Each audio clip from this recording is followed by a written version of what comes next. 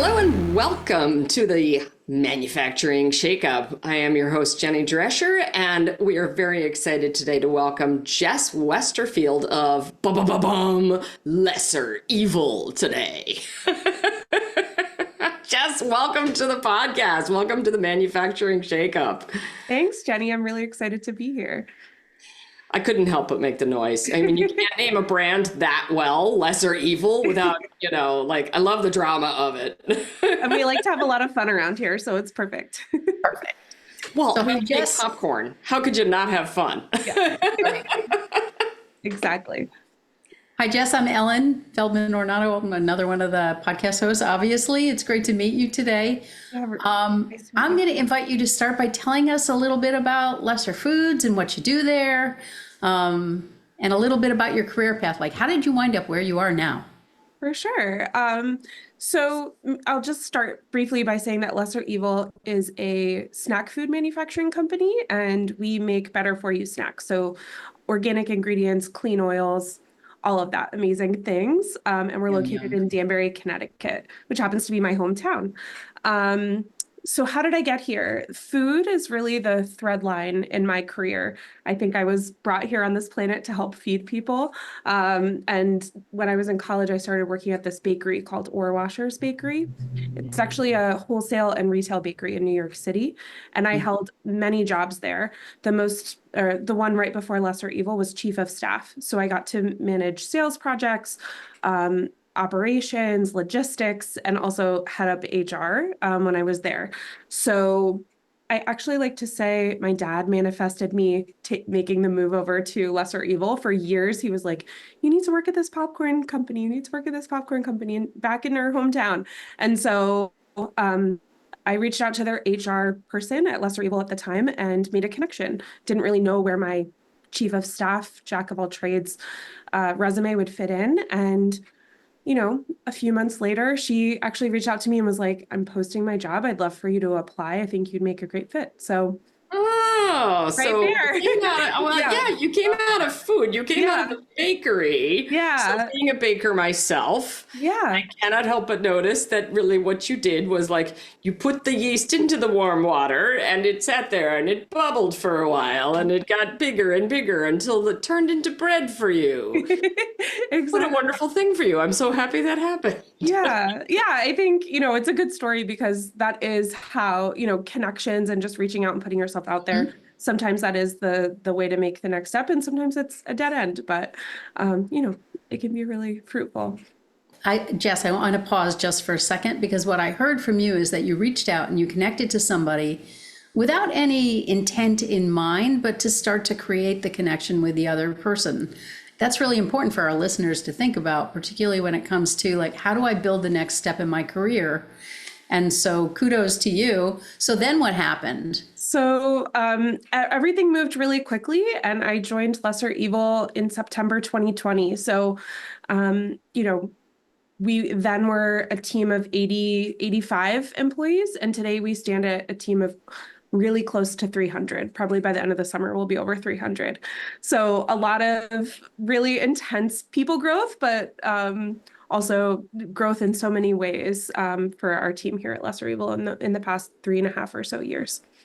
I love the growth story of Lesser Evil is really interesting to me, and I'd love if you could share it, because I think everybody else would. I mean, popcorn puns aside, I think it's an expansive story that people should hear. I'll stop now. It's really popping. Yeah, it's really popping. Yeah. Can you just give us a kernel of that story, please?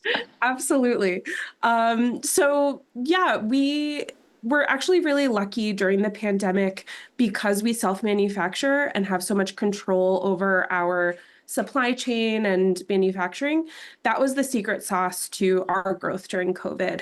We were able to create and innovate on seasonal flavors for the very first time during COVID. We created these fun flavors inspired by seltzer water. So a lemonade flavor, watermelon hibiscus, these really funny flavors that you would never think for popcorn. And they're really successful. And so a combination of innovation and being able to get new products to the shelf in under 6 months because we self-manufacture, because we have this control, but then also not being out of stock or out of SKU, again, because we self-manufacture. We were able to really pivot our production schedule to our customer needs, and really produce the freshest popcorn possible. It all kind of worked together. But then, yeah, it's been, our strategy. We're just getting into conventional now. We're now in Target, Walmart, CVS, Walgreens, all within the past 12 months. We've done some rotations at Costco. So it's very exciting. But Jenny, as you mentioned, popcorn's very expansive. It's very voluminous. So one of our challenges continues to be storage space for our popcorn. And, we just work with what we have. So we have a bunch of warehouses now in the greater Daybury area, and we're continuing to expand. We'll be opening up our second manufacturing facility before the end of the summer. We'll be popping popcorn in New Milford as well. So we're really excited. Woo!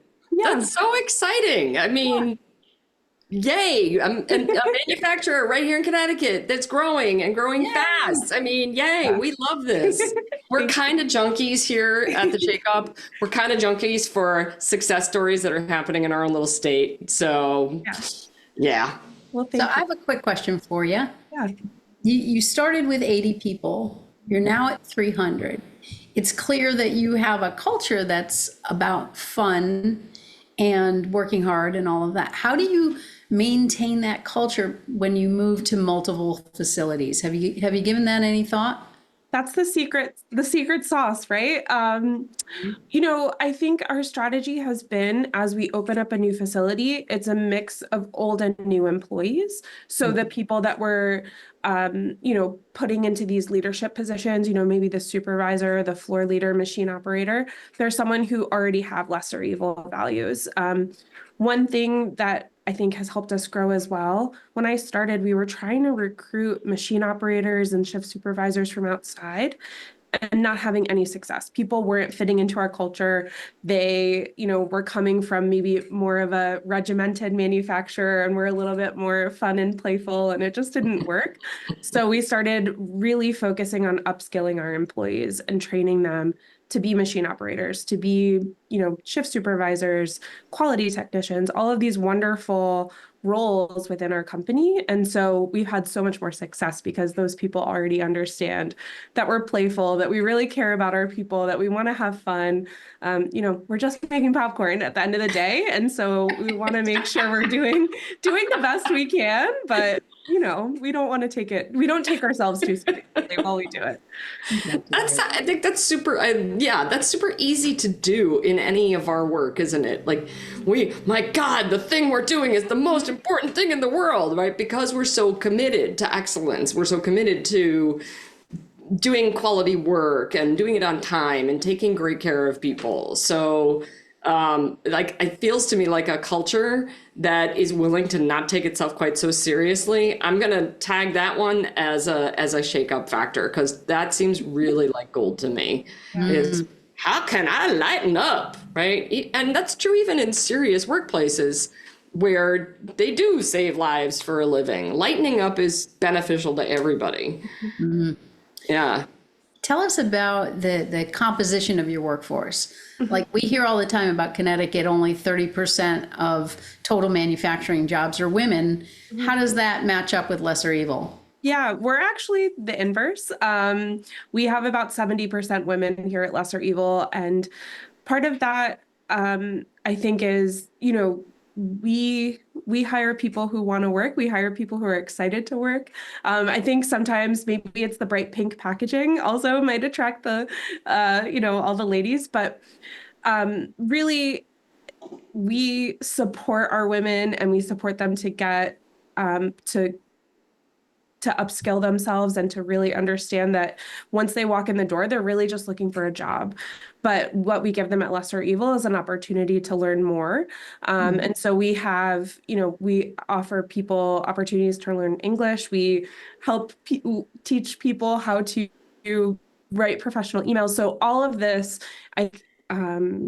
can be barriers for women when they're looking for a job or applying for a job. Maybe they don't get confident in their writing skills because they've been out of the industry for a while, or they have never worked in manufacturing, so they come to Lesser Evil and maybe don't think about it as joining the manufacturing industry, but they do come to Lesser Evil and get this opportunity to create a career, which I think is really exciting. So yeah, and we try to be flexible too. I think that sometimes people look at manufacturing schedules and think that they're more difficult for parents. I think that the 9 to 5 is actually a myth, that it's easier for parents because sometimes it doesn't line up with either, drop off or pick up for your kids, right? Neither. But if Yeah, you're I mean, working in yeah, that's true even in our company. Like our people don't come in till 9:30 and we're not on a shift stage at all, but they have small kids. Right. So Right, yeah, right, let's bust up that myth. I like that idea of Yeah. like, let's ditch that myth because maybe it's not working so well for as many people. Totally. Yeah. So when you do work first shift or something, you're able to get your kids off the bus.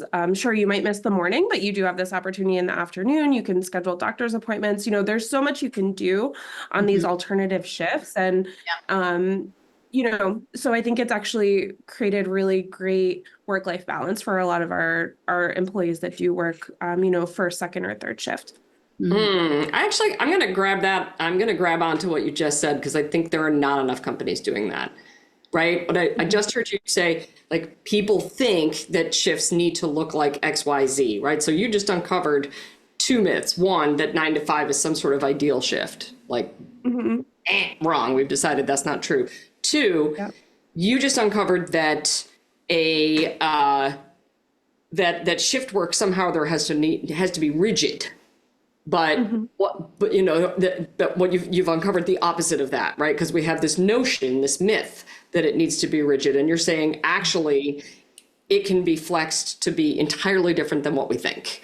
Yeah. Right. So that's another note for our listeners, for people who are trying to manage shifts, people who are trying to figure out, how do I do this flexibility thing? Right. Because it's a question we get all the time is, okay, how do we accommodate whatever it is? What does flexible mean? How do we accommodate it? What does that look like in practice? But can you dig into more about that, about the exact things that flexibility looks like? Can you give some pointers to our listeners? Yeah, I mean, I think that flexibility can look different. And just to be really clear, we don't offer flexibility and, even for our office employees, everyone has to work on site 5 days a week. So we don't offer flexibility the way a lot of times companies now are talking about flexibility, meaning remote work. What we do offer flexibility is that people can use our gym during work hours, right? We have an on-site gym. So if you want to use your lunchtime or, a 15-minute break to come and, I don't know, lift some weights or go on a walk or whatever, we're encouraging people to add that into their workday. But then we also do encourage people to move shifts. Like if you need, I think it's also partially a symptom of our growth, but we always have openings on all of our shifts. So when people do need to flex their time, they're able to, go from one shift to another, and we're able to support them in that as well. But yeah, I think that just reframing what is important and making sure that you're able to find a shift that works for that. And then there's a human side to making sure that we're managing this workforce. I think that that's part of our great success with retention, is just making sure that we remember everyone is a person with a family outside of Lesser Evil and, those obligations. So we try to be flexible in that way as well. We are not robots. Yeah, exactly. Yeah. We might use them to help us lift heavy things, but we are not robots. Yeah. Like I love that because flexibility can look like a lot of different things. So it sounds like what you've done, part of what has been successful for Lesser Evil, is figuring out, what does flexibility look like here? Yes. Right? Because that's a big giant word. Right.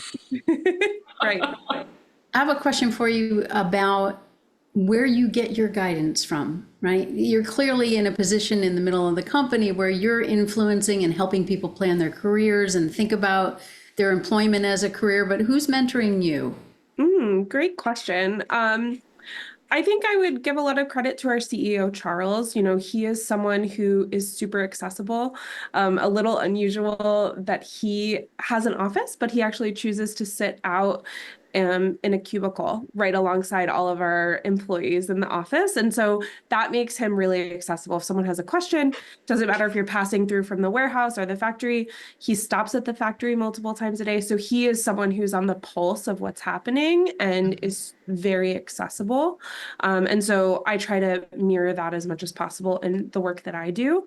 And then we also, him and I are aligned on the fact that we want our employees to be better tomorrow than they are today, right? And that sometimes means that they leave Lesser Evil, right? It's thinking about what amazing Lesser Evil alumni will have out in the world. But, we're always just trying to make sure that people are, bettering themselves. And if you know anything about Lesser Evil's marketing side, we're always talking about be your own guru. You're on this journey. We want to offer people mindful snacking. And so we try to bring that mentality to our employees as well. And, we want them to be great employees, but we also want them to be great people. So that's core to what we do as well.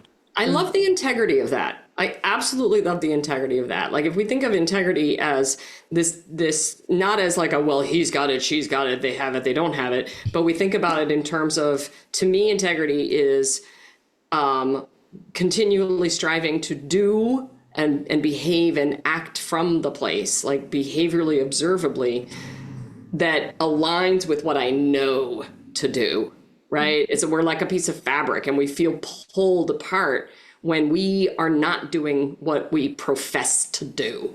So that integrity inside an organization where your marketing line matches your employee experience, that's a really big deal. And so unique.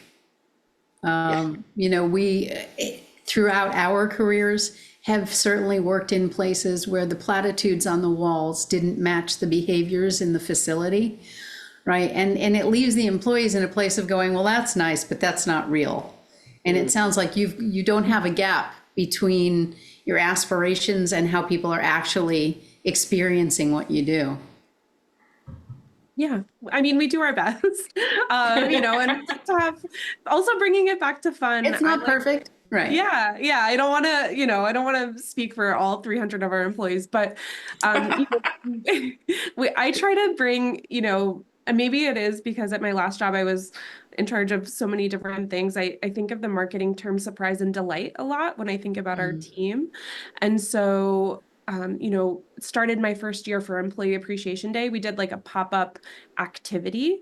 It's now morphed into a whole arcade day with snow cones and interactive games and things like that. So we try and get as many people off the lines to come and spend about a half hour, 45 minutes just playing. So, You asked them to pop up? Is that what you're saying? Yeah. Exactly. Oh my God, it's like, do the popcorn jokes, do you ever run out of popcorn jokes? Oh my God, you need to hang out. You need to hang out with our warehouse team. I'll give them a shout out. They are all about the dad jokes, the terrible puns, but yeah. The funniest people around. Exactly. I love it. Well, Jess, this has been amazing. We could do this all day, but I'm gonna pull 3 nuggets and then I want one from you. So the 3 shake-up factors that I hear you doing and that I hear going on at Lesser Evil are lighten up. Let's have some fun. That's a shake-up factor that we invite everybody to think about. Help people to see a career opportunity. Even if they just come in off the street looking for a job, give them a different experience, help them to see they could be more. And then define flexibility. Like, what does flexibility mean for you? Those are 3 action items, friends. Go play with those and see where you land with them. Jess, what is one more nugget that you'd like to give our listeners today? Any piece of advice? Yeah. Attitude over aptitude. That's always what I look for in candidates. If you have a great attitude, I can teach you almost anything, but I can never teach someone to have a good attitude. So, yeah.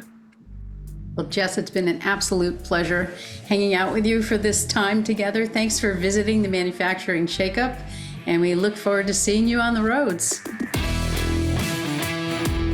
Thanks for listening to the Manufacturing Shakeup. You can listen to us each week on your favorite podcast app. You'll find us on LinkedIn and Facebook and Instagram. And if you use the hashtag MFG Shakeup, we will see them and really appreciate your spreading the word about what you're hearing and learning each week. Hey, Jenny, did I forget anything? Yes, you did. Here's the most important bit. You may have learned something from that guest. They may have told a story about, oh, here's what I did and here how it worked. Here at the Manufacturing Shakeup, we are all about action. So take some nugget of what you heard today and put it into practice, even if it's small and experimental. Get busy, get dangerous, go shake stuff up, and bring people along with you. Go take an action, post it on social media. Let's have some fun. The Manufacturing Shakeup is sponsored by the Connecticut Office of Manufacturing, produced by Maselli Productions and Gale Communications, and hosted by the Boulder Company.